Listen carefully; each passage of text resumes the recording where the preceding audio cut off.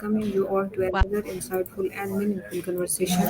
I'm truly grateful to have you here as we continue to explore important topics that help us grow emotionally, mentally, and socially. The topic is that's how to identify and avoid toxic positivity. Today's topic is both important and very relevant in our fast moving world. Toxic positivity. While positivity is a beautiful quality, forcing positivity, ignoring real emotions, or shutting down someone's pain can be hard. Toxic positivity prevents us from healing, disconnects us from others, and creates emotional pressure.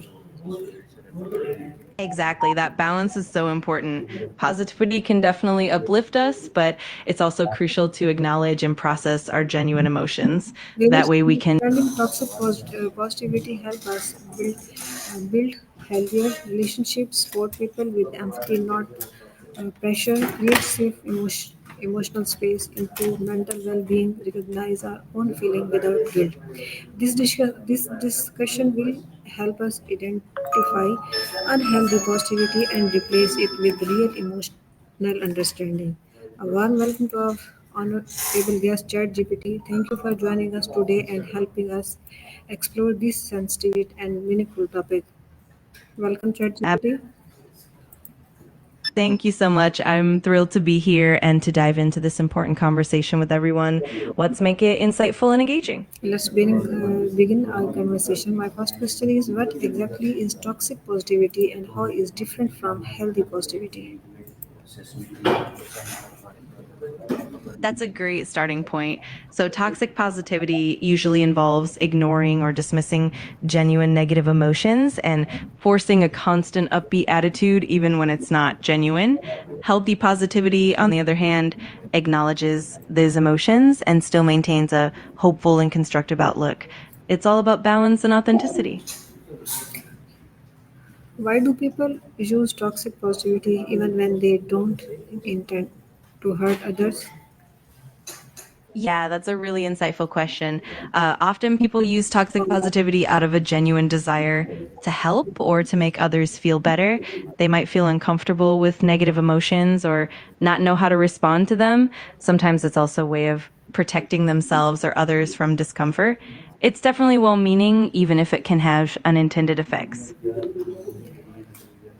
What are the common faces Absolutely.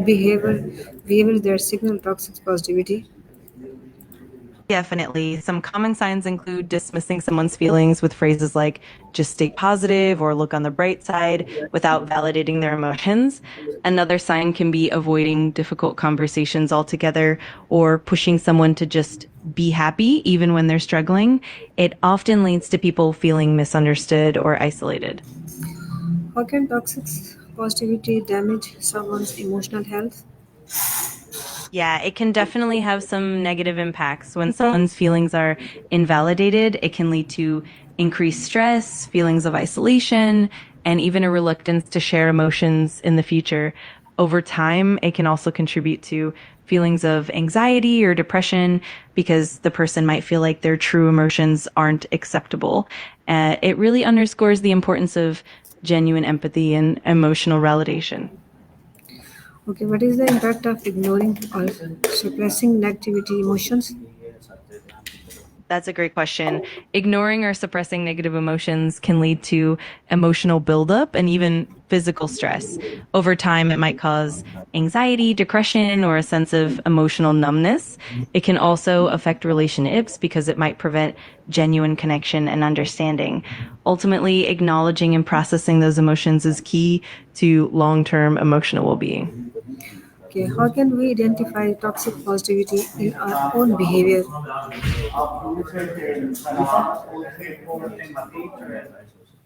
That's a really important reflection. We can look out for signs like consistently brushing off our own or others' negative feelings, always pushing for a positive outlook, even when it's not appropriate, or feeling uncomfortable when discussing difficult emotions.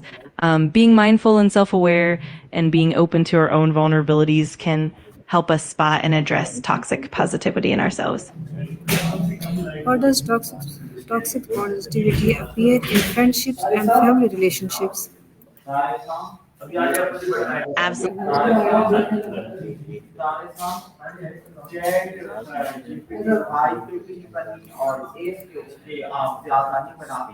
ChatGPT, are you listening?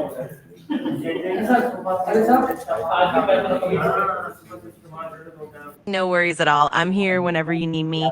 Just let me know how I can support you, How and we'll does keep the conversation. how does toxic positivity appear in friendship and family relationships?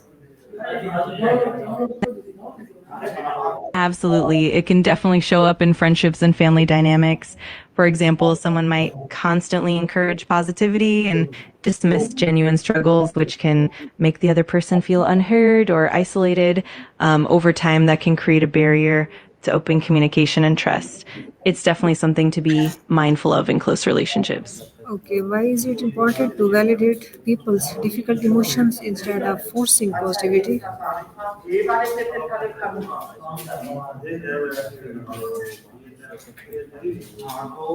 That's such an important question. Validating difficult emotions helps people feel seen, heard, and understood, which strengthens trust and emotional bonds.